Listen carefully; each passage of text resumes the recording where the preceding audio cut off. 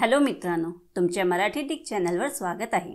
मी तुम्हाला मराठी डिक चॅनलवर रोज नवीन इंग्रजी शब्द शिकवणार। तर चला समय नष्ट न करता आजच्या व्हिडिओमध्ये शिकूया इंग्रजी शब्द। काउन्सिलर।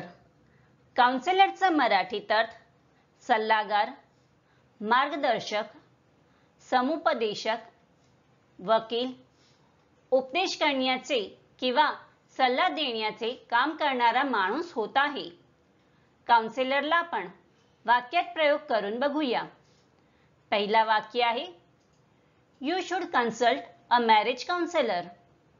दुसरा वाक्य आहे she is taking training to become a certified counsellor. तिसरा वाक्य आहे the counsellor referred her to another therapist.